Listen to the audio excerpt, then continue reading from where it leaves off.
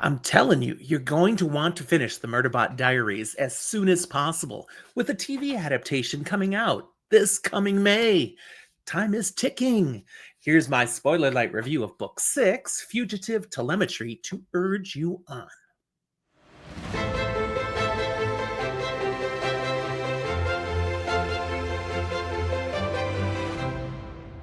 Welcome to Fantasy for the Ages, the show where a father and son talk about fantasy, science fiction, horror, and other nerdy things that we enjoy.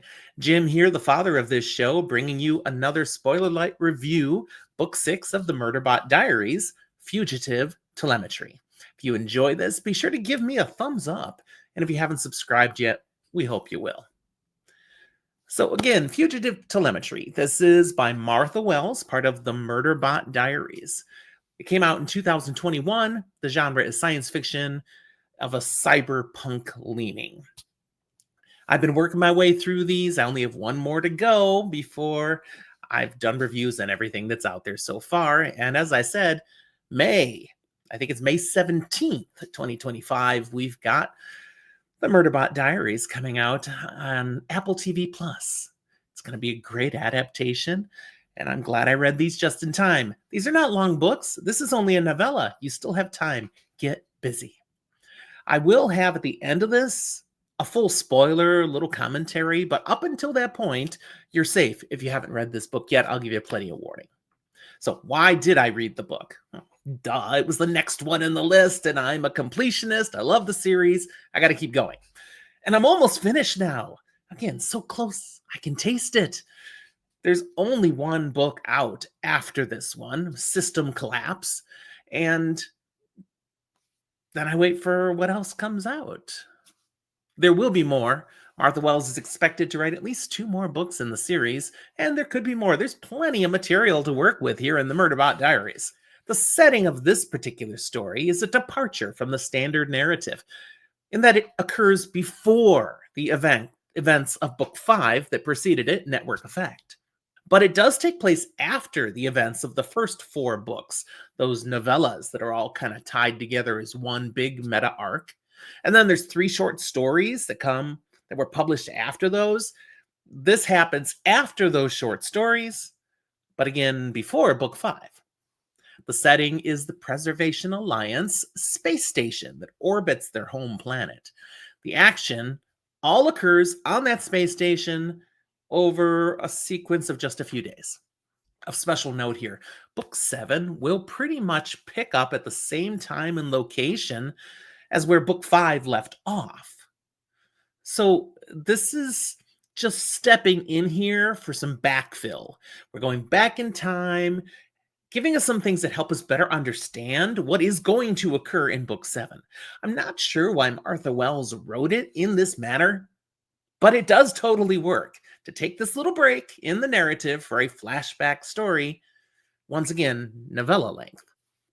I can say that with confidence because I have finished Book 7 already. So I've read them all. I see how this fits in here. It works. Here's my spoiler-light plot summary.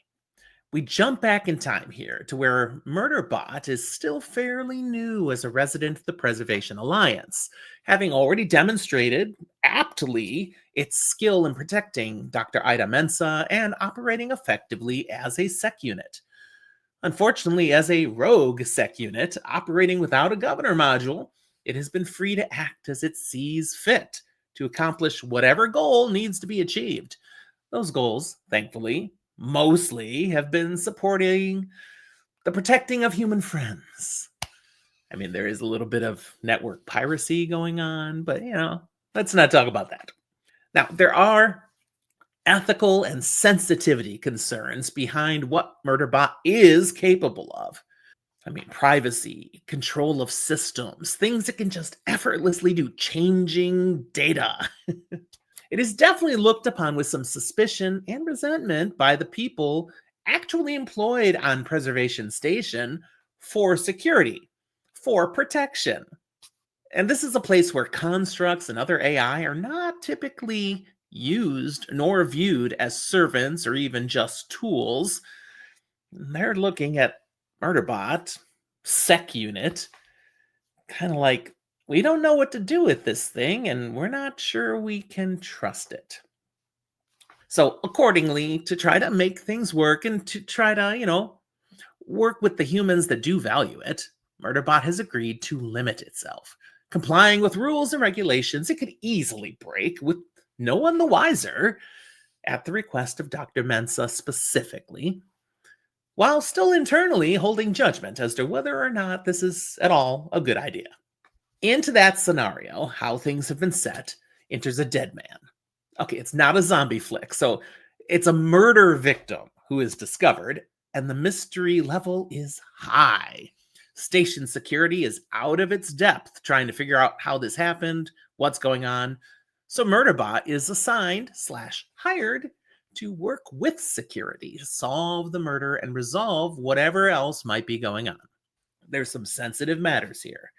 What proceeds from here is a great puzzle solving adventure, with Murderbot and the various human investigators and players working with each other, resentfully, sometimes working well, sometimes at cross purposes, all with the hope that eventually they will solve an excellent little case that Martha Wells came up with.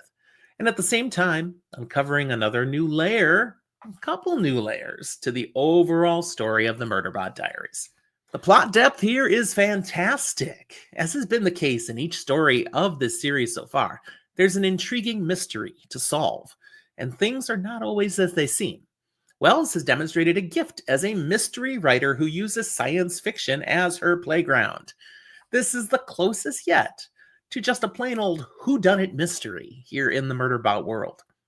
The results, when discovered, they make sense, though they are not easy to puzzle out in advance. I was able to see just a little bit of the ending coming, not very far out, and just figuring that bit out was actually quite satisfying. As for characters, while we still utilize some of the characters of the Preservation Alliance that Murderbot has come to know and love, this book leans into a number of other characters specific to this orbiting space station, filling certain niches of the station's society, security, administration, port authority, dock workers, and more. These characters help to bring this station to life in a relevant way, making it easy to relate with. We've also got a few AI characters beyond Murderbot here. Bots, who live the free, peaceful life of autonomy on the station.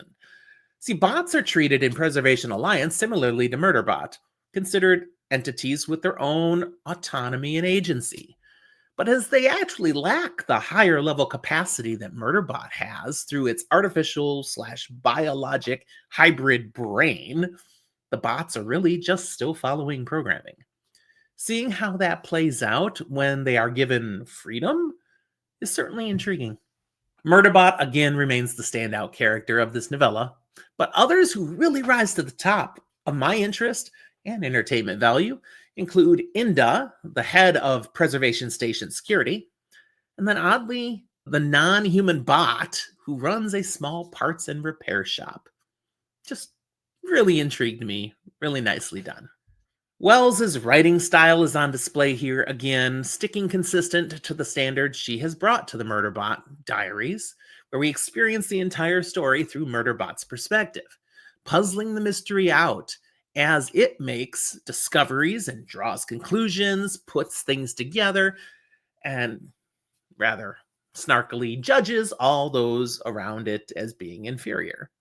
I appreciate the game Murderbot goes through as it works out when to comply with the restrictions expected of it, when to ignore them, and when to actually request to be allowed to subvert the rules.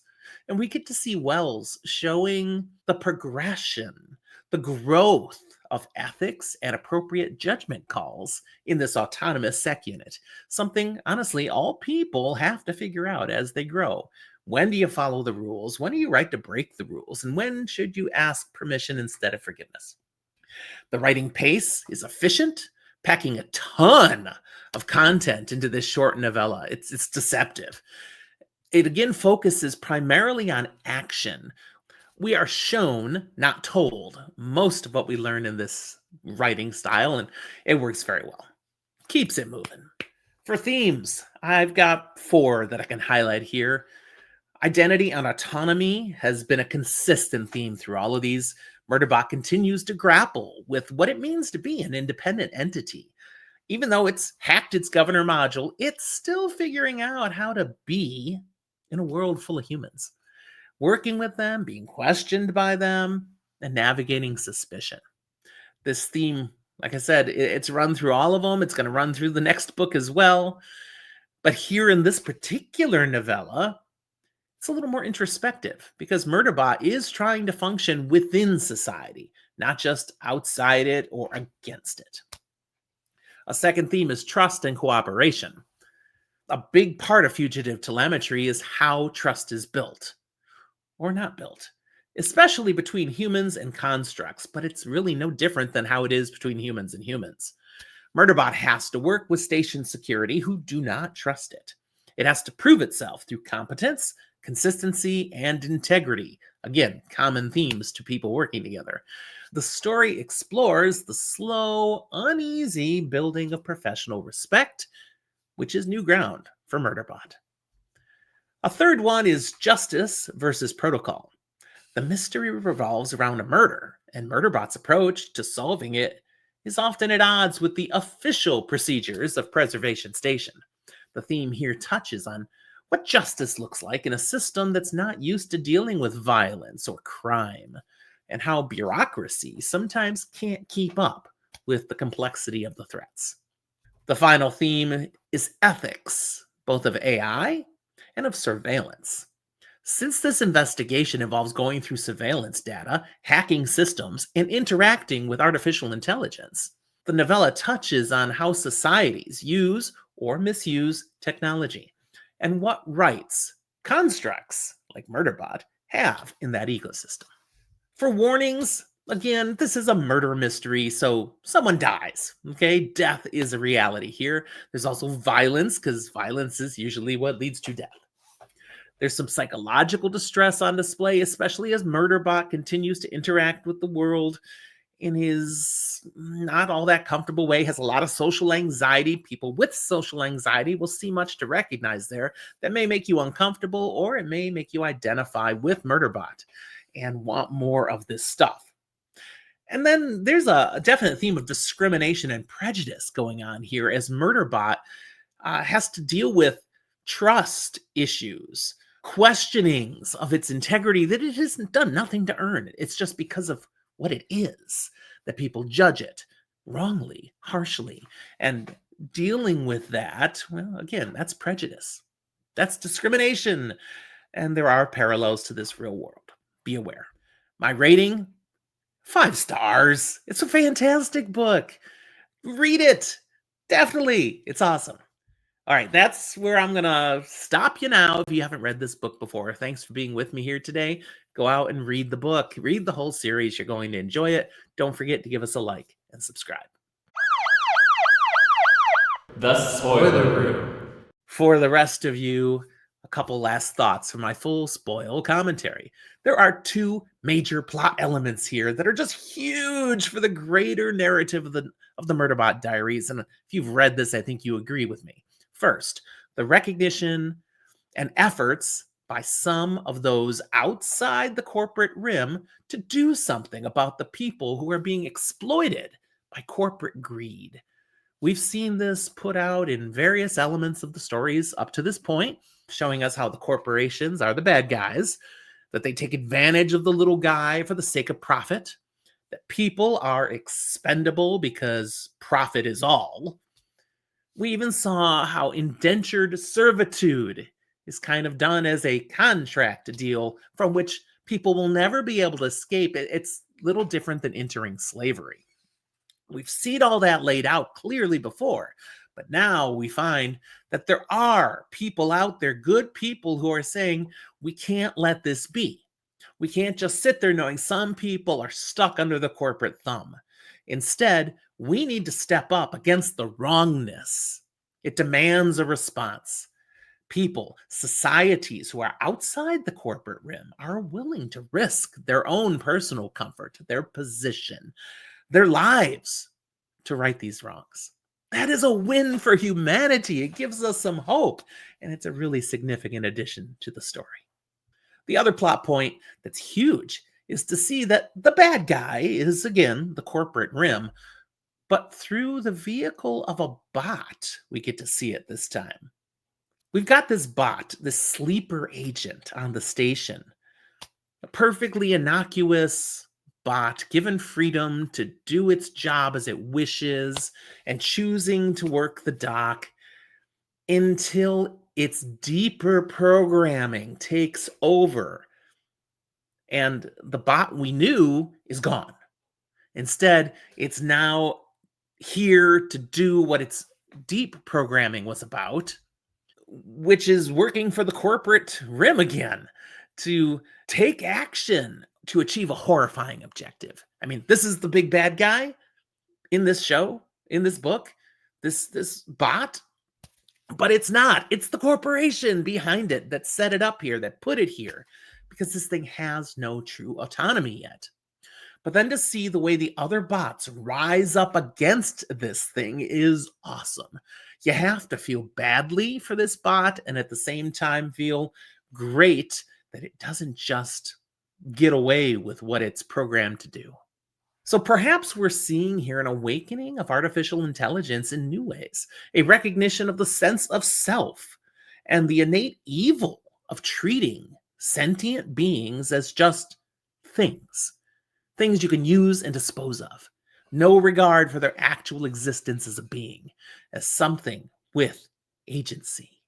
I think these elements are greatly going to be informing the books to come. It does have impact on the next book, but I'm thinking about farther out. Arthur Wells is going to be running with this material.